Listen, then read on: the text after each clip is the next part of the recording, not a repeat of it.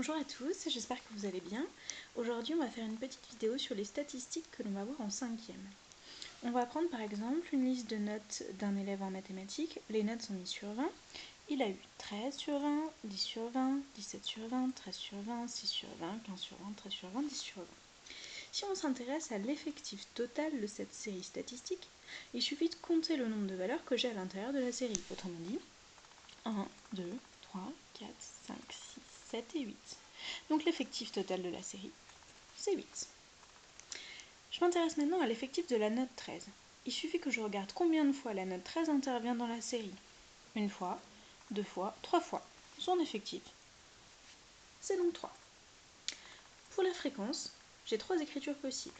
Soit je l'écris sous forme de fraction, la note 13 est intervenue 3 fois sur les 8 au total, donc j'obtiens la fraction 3 huitièmes.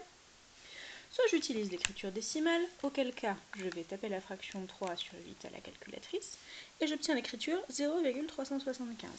C'est l'écriture décimale de la fréquence, 0,375. Soit je veux l'écriture en pourcentage. Il me suffit dans ces cas-là de prendre mon écriture décimale, 0,375, et la multiplier par 100. J'obtiens donc la fréquence en pourcentage, 37,5%. Passons maintenant à la moyenne de l'élève.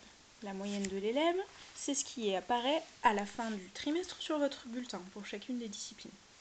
Pour la calculer, je vais avoir besoin d'additionner toutes les notes que j'ai et de diviser par l'effectif total, 8. Donc, je commence à additionner mes notes.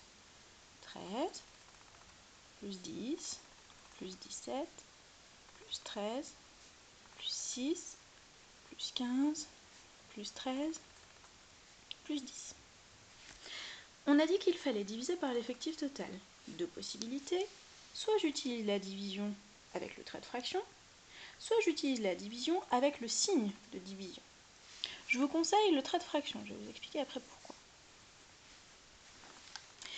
Imaginons qu'on souhaite utiliser le signe de division. La plupart des élèves vont faire ça, ils vont taper l'addition, 13, plus 10, plus 17, plus 13, plus 6, plus 15, plus 13, plus 10. Et ils vont directement à la suite taper la division par 8. Le problème, c'est que dans ces cas-là, la priorité opératoire va faire que la division va s'appliquer uniquement sur le 10 et pas sur la totalité de l'addition. Pour que ça s'applique sur la totalité de l'addition, il faudrait que je rajoute des parenthèses autour de la somme. Donc j'ouvre la parenthèse au début et je la termine au moment de la somme. Il faut donc que je pense en plus aux parenthèses, en plus de la définition de la moyenne, ce qui commence donc à complexifier les choses. C'est pour ça que je vous conseille l'écriture en fraction, comme ça il n'y a pas de doute. C'est forcément la somme entière qui est divisée par 8. Je regarde le résultat à la calculatrice et j'obtiens 12,125.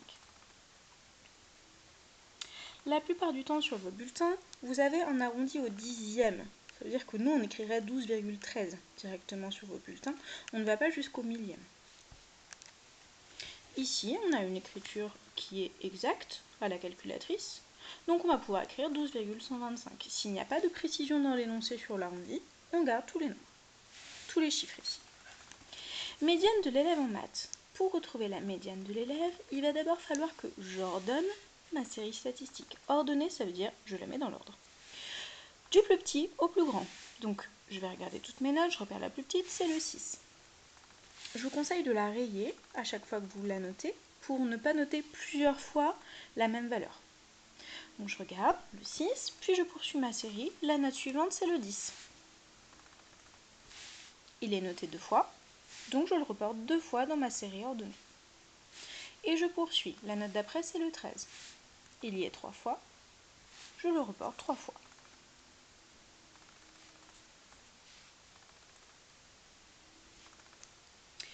Ensuite, je poursuis. Le 15 et le 17. L'intérêt d'avoir rayé les notes au fur et à mesure, c'est que ça me permet de vérifier à la fin que je n'en ai oublié aucune. Si je recompte, l'effectif total doit être 8. 1, 2, 3, 4, 5, 6, 7, 8. J'en ai pas oublié. Le concept de la médiane, c'est de regarder ce qu'il se passe en plein milieu de la série ordonnée. Quelle est la valeur qui est en plein milieu de cette série? Je vais donc regarder ma série ordonnée et la découper en deux parties de même effectif. Donc, j'en ai 8 ici. Si je la coupe en deux, j'en ai 4 d'un côté, 4 de l'autre. J'ai donc bien deux sous-séries, deux sous-parties de même effectif. 4 d'un côté, 4 de l'autre. La médiane, elle est ici. C'est ce qui se passe en plein milieu de ces deux blocs de même effectif. Autrement dit, la note qui est entre 13 et 13. Facile, la note qui est entre 13 et 13, forcément. C'est 13. Donc la médiane de l'élève, c'est 13. Ça signifie qu'il y a autant de notes au-dessus de 13 que de notes en dessous de 13. D'accord? Donc c'est vraiment la partie qui se passe en plein milieu. Regardez bien, on a une différence entre la moyenne qu'on a calculée tout à l'heure et la médiane. Ce sont deux valeurs totalement différentes qui ne signifient pas forcément la même chose. Elles ne sont pas forcément de la même valeur non plus. Là on a un exemple. Donc ne vous fiez pas sur la moyenne pour calculer la médiane. J'ai deux calculs différents à faire. Pour la moyenne, j'additionne les notes et je divise par l'effectif total. Pour la médiane, j'ordonne la série dans l'ordre croissant, du plus petit au plus grand, et je repère ce qu'il se passe en plein milieu. Voilà, je vous souhaite une bonne journée et bon courage pour votre travail à la maison.